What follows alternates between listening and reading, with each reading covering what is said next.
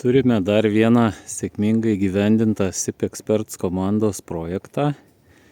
Tai SIP skydinis namelis, pastatytas Trakų rajone, prie ežero, labai vaizdingoj vietoj. Aišku, visas grožis vasarą matysis. Dabar pakankamai gražu, bet ne žalia. O užsakovas dabar aktyviai įsirenginėja visą gerbuvį.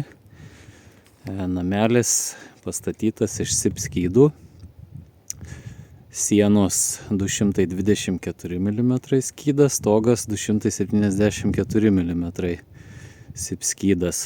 Tai žodžiu, sienos apšiltintos 20 cm polistirolo, stogas 25 cm.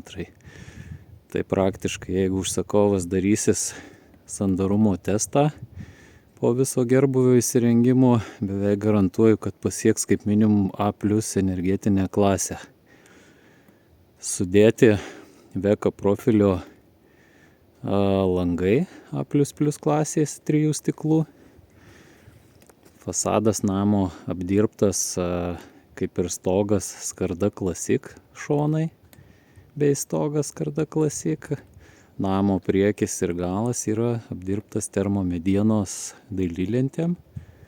Jos dar yra termomedienos dailylentės iškart padažytos impregnantų, impregnuotos, kad įgaut sodrią spalvą ir išlaikyt originalią termomedienos spalvą.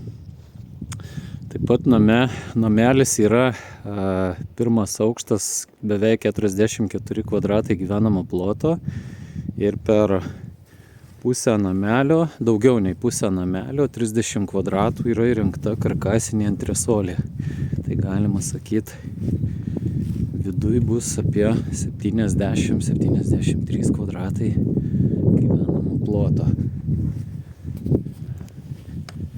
Namelis, grubiai išmatavimai namelio yra 10 metrų ant 5 išorės matmuo. Taip pat užsakovas yra įsirengęs stoglangius, kad antresoliniai daly būtų šviesos. Na ir trumpa ekskursija aplink namelį. Vaikščiot nėra lengva, nes yra šlapia, nepadarytas gerbuvis.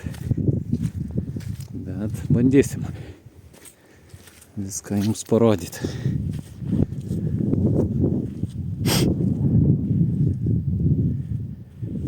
Štai, čia yra šitas galas termomediena apdirbtas, šiek tiek nuteptas kitokiu impregnantu, padaryta šviesesnė siena, kadangi namelio užsakovė yra interjero dizaineriai, tai pasirinko tokias skirtingas spalvas. Va, ir toks gavosi gražus višlaičių stogų namelis gražioj Trakų rajono vietoj.